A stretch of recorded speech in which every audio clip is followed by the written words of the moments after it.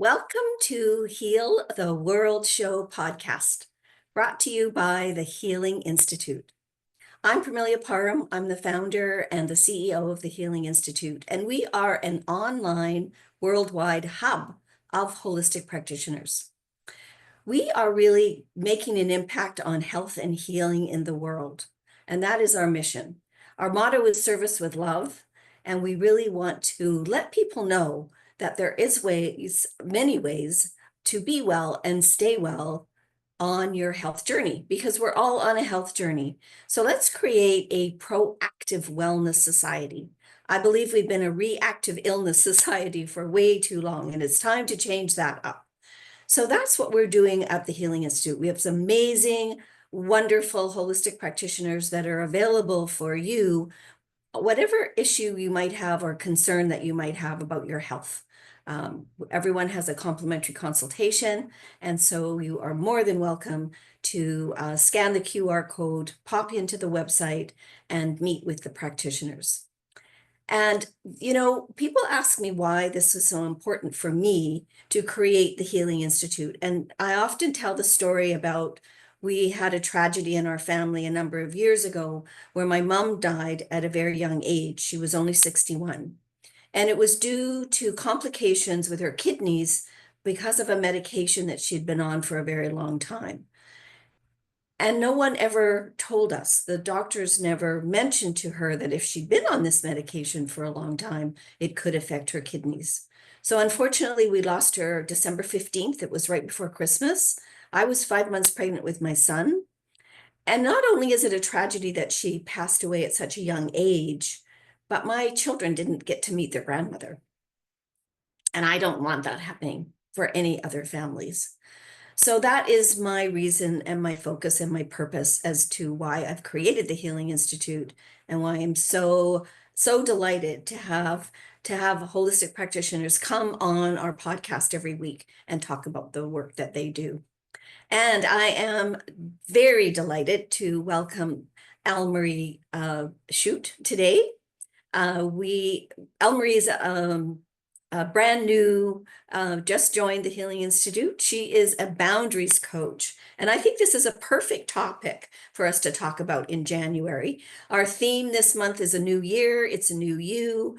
And I know a lot of people are putting intentions together, wanting to set goals for 2025.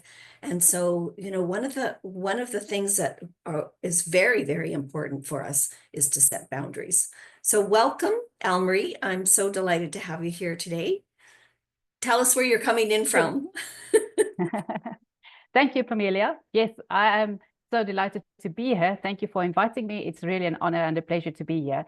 I am phoning in from South Africa, so it's very interesting that it's like 9 o'clock a.m. where you are in Canada, and it's 7 p.m. in South Africa, and still it's possible for us to connect over this and to connect together in our purpose on what we want to achieve on this platform. Thank you so much.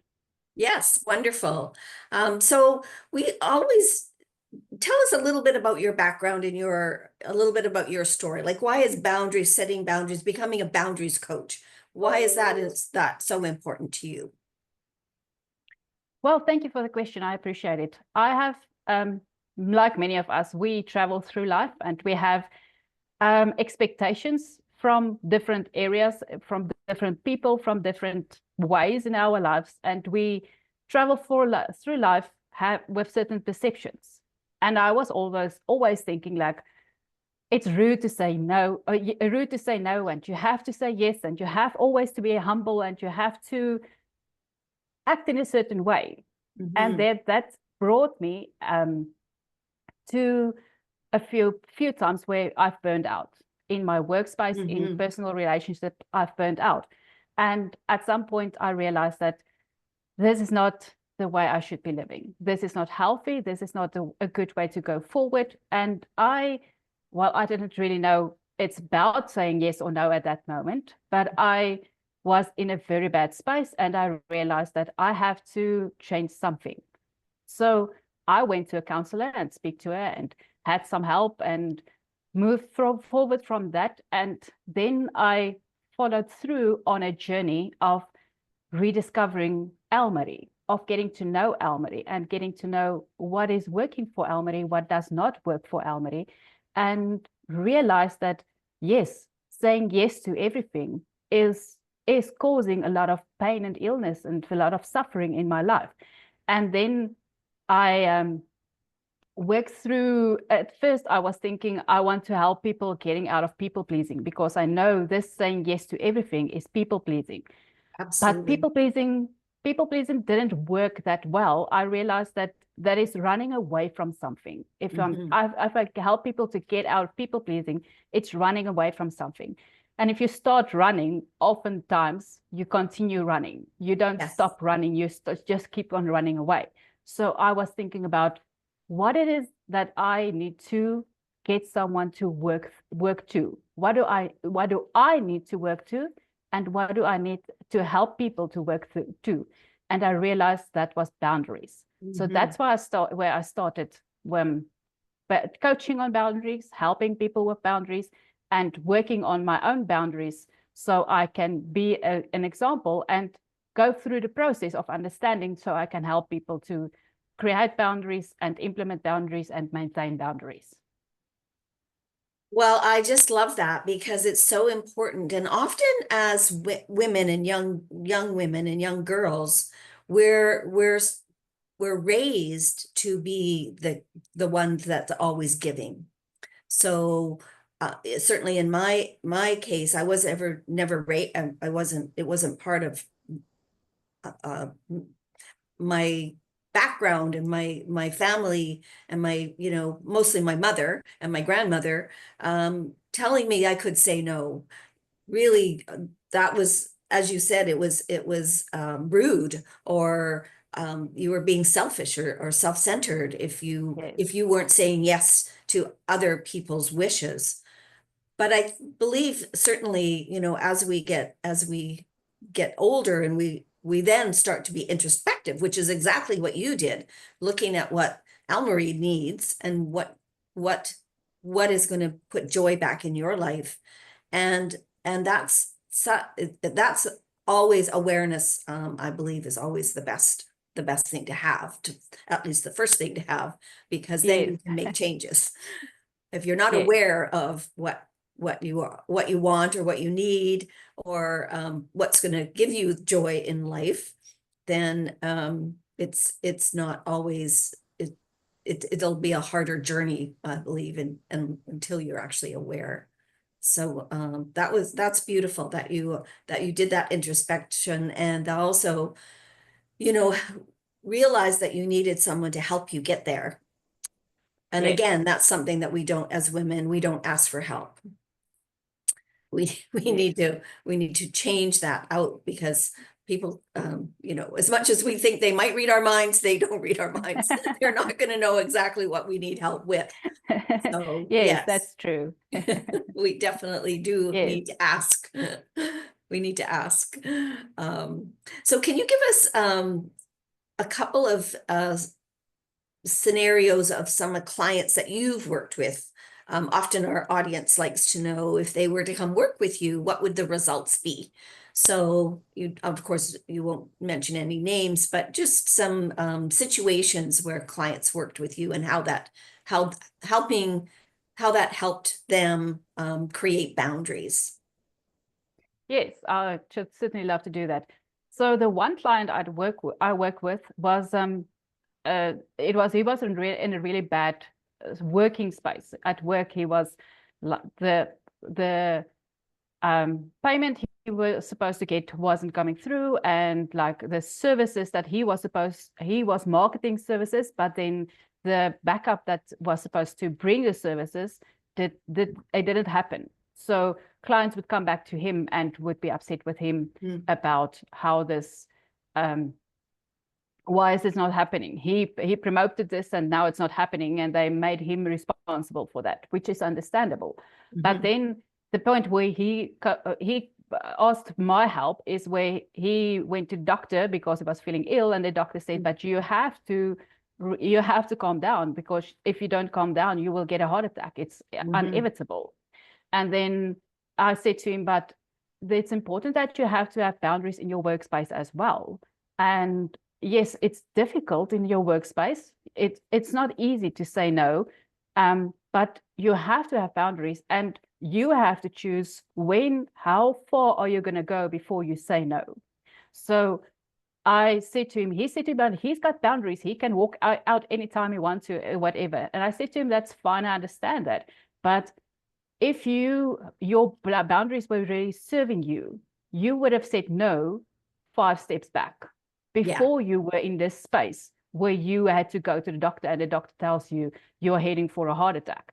So I said to him, and then he realized that, yes, that's true. If he is implementing boundaries only when everything is falling apart, then everything is already fallen apart. It doesn't make sense to implement boundaries. So he has to assess. It's a reactive method, not a proactive method. Yes. And your recommendation is he be proactive to set those boundaries first. Yes. Exactly. And then we don't always know where we need boundaries. So it's in some cases we do have to do it reactive, but then when you walk into a situation, you have to implement boundaries as you go. You shouldn't just let people walk over you.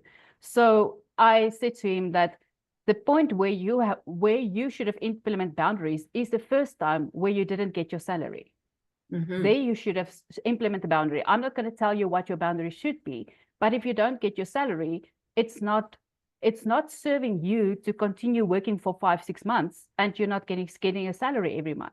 So you should have implemented the boundary. That's the place where you should have implemented the boundary, is the first time you didn't get your salary. And then he realized what's going on. And I didn't agree totally with what he did, but he resigned immediately with immediate effect. Wow.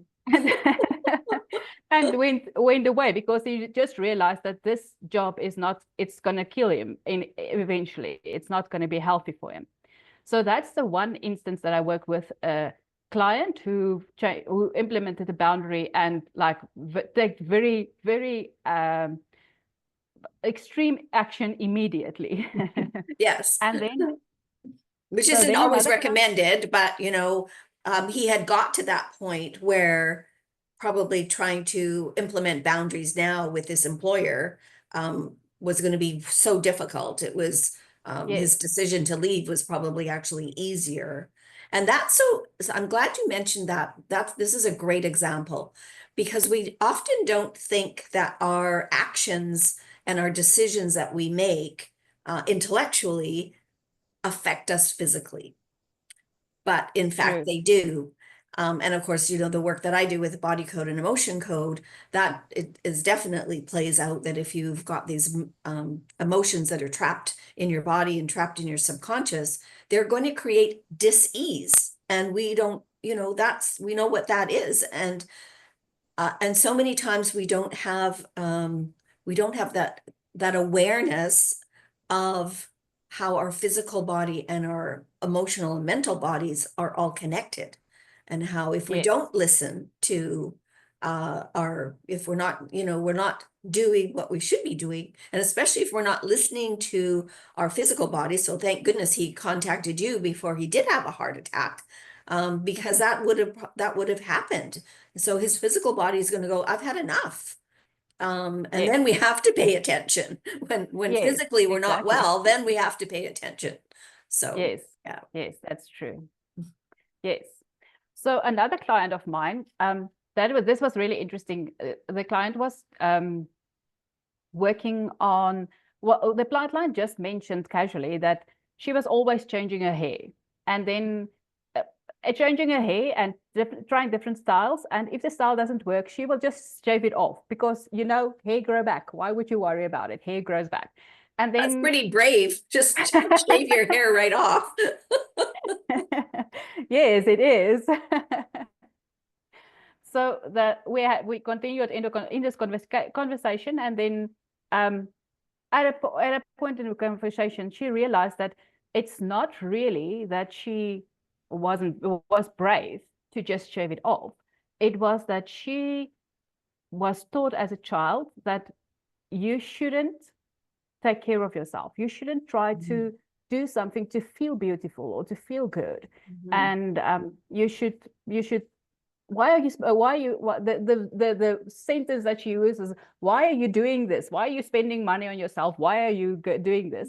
And then the reaction she maintained from that is like, I'm gonna investigate and research and see whatever works. And then she realized that it's actually a pain point. It wasn't a casual let's just experiment. It was a pain point that made her always look for a better hairstyle. How is this hairstyle going to work? Always look for a better hairstyle. So I offered this boundary to her that I am beautiful, full stop. There's no buts and ifs and maybes. I am beautiful, full stop. And she accepted the boundary, and it worked for her. She made a change, and as far as I know, she's not shaving every now and then still. Well, that's perfect, because what's coming up for me is that the underlying emotion was she was unworthy. She wasn't worthy of being beautiful or having a nice hairstyle, or and that's conditioning from her family as she was being raised. I mean, they probably didn't tell her that she wasn't beautiful, but perhaps it wasn't something that they as a family spent time on. It was outer appearance. And again, when you spend time on your outer appearance, oftentimes you are then deemed to be selfish and self-centered and egotistical, and, not that you have no depth, because you want to, look good from the outside. So that was wonderful. I love that concept, and I love that terminology, full stop, because a few years ago I had my word for the year was no, or it was a bit of a sentence. No is a full sentence. So no, full stop. You don't have to justify why you're saying no. You don't have to give any rationale. You don't have to list any reasons. You can just say no, nicely, of course, but no. But I offered that specifically because oftentimes as women, we will say, like, if my hair is this way, I'm beautiful. Or we will have the feeling like, if I got my hair, like having bad hair days is a common thing that women talk about. Yes, so that's true. If my hair is not looking good today, I'm not beautiful. And that's also why you've mentioned before in a conversation, but the one post where I have curlers in my hair. Yes, I love that post. So I feel that I was really, that day when I wrote the post, I got out of the shower and I put my colors in my hair and I looked at myself in the mirror and I said, Elmarie, you're so beautiful. And I really felt that. It wasn't just like saying to myself, I'm beautiful. No. I felt it. And that's a boundary for me, that I'm beautiful no matter how I look. I am pretty no matter how I look. My beauty and being pretty doesn't depend on anyone's perception. It depends on how I see it and how I feel about it. And gives you the confidence on then to go forward and do the work that you do, and also post yourself on LinkedIn with curlers in your hair.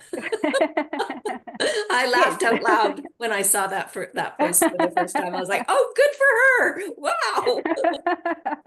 But it's so true, because when we don't set our boundaries, then what happens often is that other people were actually being included in their boundaries, which is not a boundary. And then we don't, we're losing what we can do, how we can set up a situation, whether it's a Zoom meeting, or whether it's a conversation, or whether whatever we're writing. When we meet people, they often there's a number of people, I certainly have had this experience, where it was like they took over. So you're having a conversation, whether it's over Zoom or whether it's in person, and they're a very strong personality. So they're kind of invading, I would say, your space and and if you're supposed to be on a networking platform where you're both giving information back and forth or sharing information about the work that you do, and the other person is not giving you the opportunity to share. They're the Yes. ones that are doing all the doing all the talking. Well, then that's a boundary, right? That we need to take back, and it's a little Yes. more challenging, I would say, when it's somebody you don't know that well, or you're just establishing a relationship with someone from that you've just met. Not certainly Yes. from a client point of view, like you work with, because you can, they've come to you for assistance and for help to set those boundaries. Is there any other guidance that you would like to impart our audience before we close for the day, close this session? Yes. Thank you. I appreciate that. Yes, I was just thinking about if you, like you say, if you just meet someone, or if you don't have boundaries, where do you start? How do you do that? Yes, great question. It's not an easy thing to do. It's like, okay, so I need to put up boundaries. I have this example of seeing your life and yourself as a beautiful garden that you are tending to, and you are really proud of your garden. You love how everything is working there. And then you find a dog dug out some flowers. So what do? You put up a little picket fence. So this is a boundary. It is not like building a brick wall around your garden so nothing comes in. You put up a boundary and you test the boundary. You see if the boundary works. And then sometime later, you see that a rabbit is eating your spinach or your cabbage or whatever. And then you add something to the picket fence. So you strengthen your boundary, or you Yes. add the boundary. So that is how you start implementing boundaries. You look at what is causing you harm, what is causing you pain, what is causing this ease, and then you start to find a way to keep that out of your space. That's how you start to implement boundaries. And I have this question that works very well for me. That is exactly how I started to implement boundaries, and I'm still using it till this day. If you are in a situation where you're not sure, or you are being asked something and you feel that you should be saying no, but culture or whatever tells you you must say yes, then you ask yourself this question. If I say no, if I say yes to this, the question is, if I say yes to this, am I saying no to myself? Now, that is also not as easy as it sounds, because in the situation, you may ask yourself this question, but you may not have the courage to say no in that situation. But that is the place where that is the moment where you remember, this is something that's hurting me. If I say yes to this is something that's hurting me. So then you go back and you investigate, how can I place a boundary in this situation when it happens next time? So boundaries is not an instant thing. Right. It's not something that you can just put in place and it's going to work, and for the rest of your life you're going to be comfortable with your personal boundaries. Boundaries is a process, and it's a process where you are graceful with yourself and you are kind to yourself and you work with yourself, and you don't just put in boundaries and chase people away. You put in boundaries and you test it out and you see, is this working in this situation? Isn't it working? And if a boundary changes someone away, if you feel like this is distancing you from a person, you need to find out if that person was only there to take what they can get from you, or are they there to contribute to your life as you are contributing to their life? Right. Yes. Yeah. And also, I'm sure there's different boundaries for different situations. Yes. That you would be, and you're right, it's a practice, it's a process. When we're not taught, that's not part of our upbringing, we're not taught to set boundaries. So I love that question. That's that's a perfect question to ask, because if you're saying yes to someone else or a situation, are you saying yes to yourself? Is this a good thing for you? Is this a yes, yes? Or is this a no to you and a yes to the other person? And then you have to evaluate whether or not you want to, how you want to answer that question, right? Yes, yes. Well, we have made it to our bottom of our half hour or 30 minutes. And this was just wonderful to have you here and introduce you to our audiences from the Heal the World Show podcast.